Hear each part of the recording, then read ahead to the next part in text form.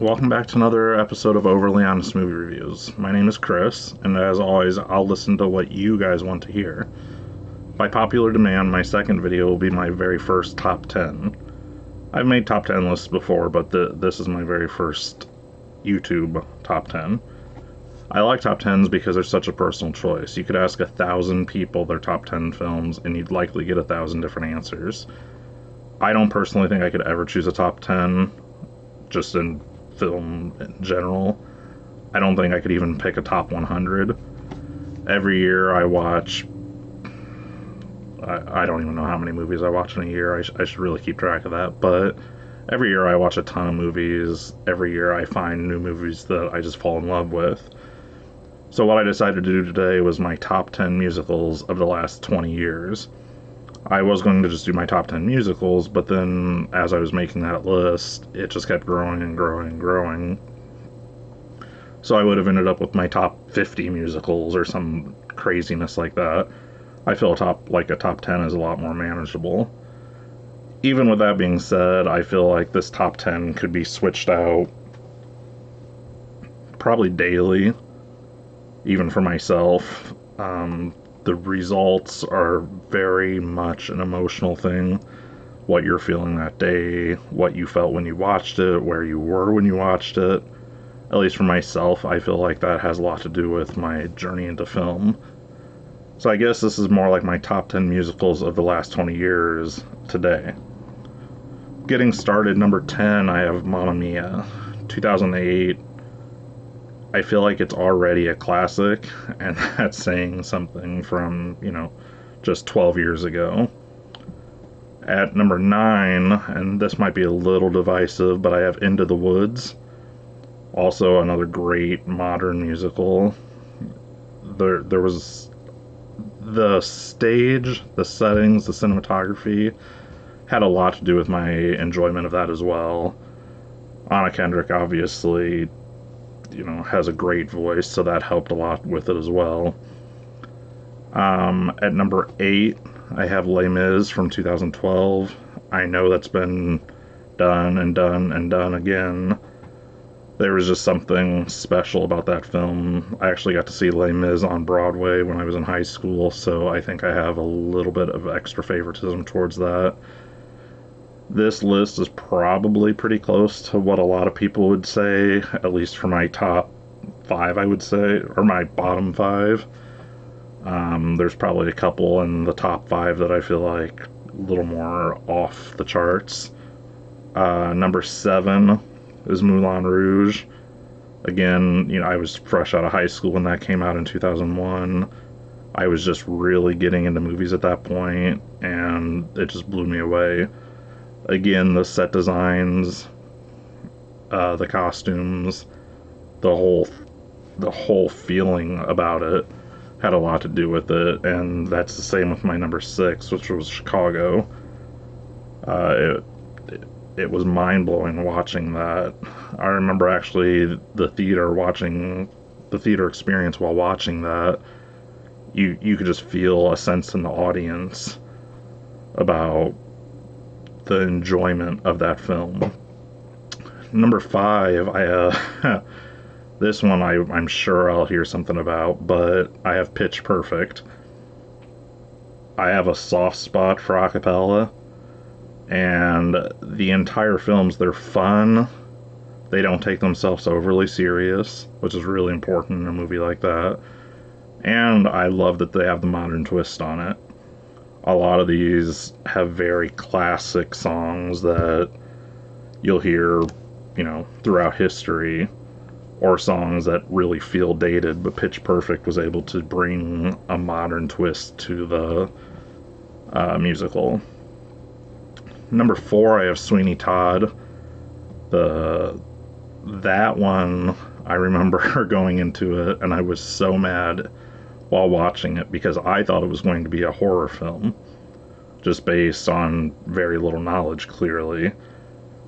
I was upset with the cheesy bright red blood, the over-the-top acting, but then probably about 7 or 8 years ago, I watched it again and fell in love.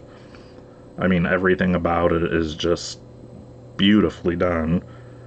The songs are super memorable, and the story is really told through music, which obviously that's the point of a musical, but I think they did something that you don't really see in a musical normally.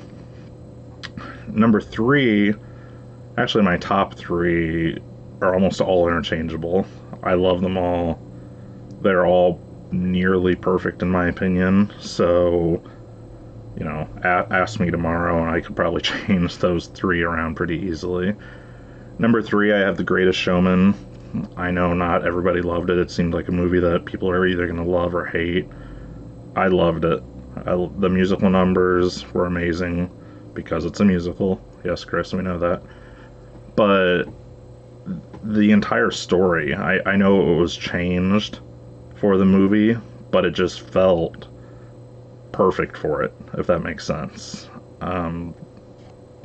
Everything about it, including Hugh Jackman, which also was in Les Mis, so I guess we've got several connections with the same actors in these films, but everything about it was just perfect. Number two, I have the film Once, which came out in 2007.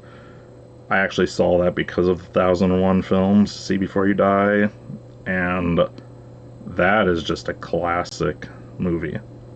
I don't think I'll ever get tired of it. I could watch it day in and day out for weeks on end and probably not, never get bored with it.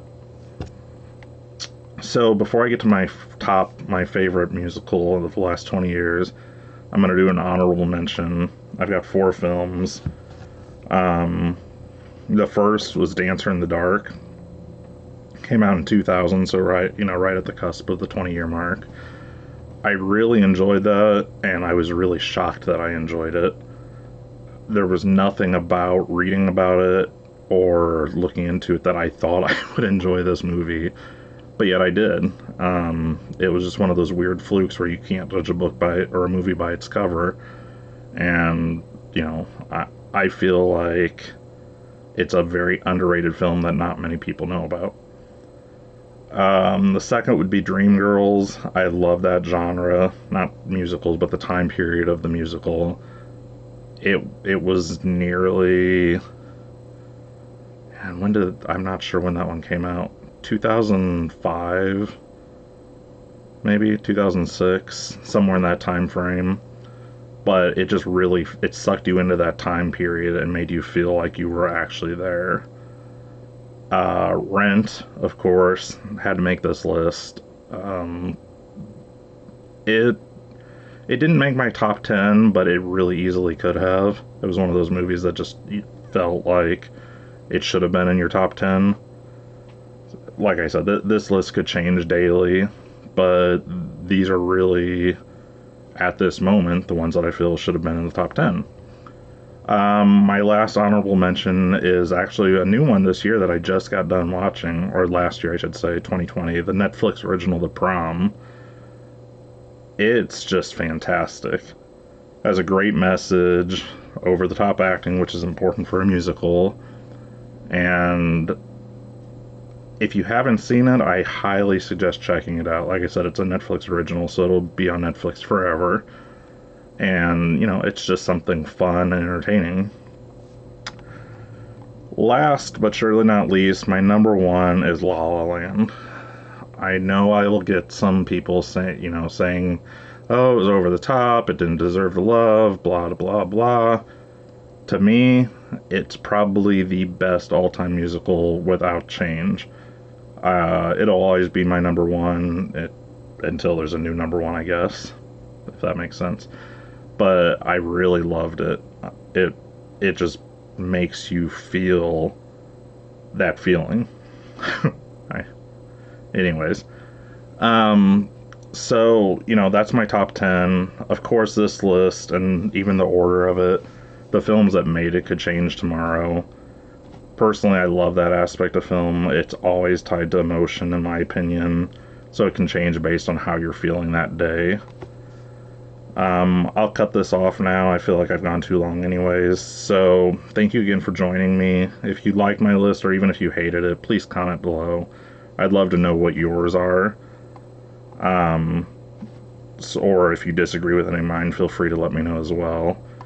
Please subscribe and like if you'd like to see more videos like this, and I will go from there. Thank you.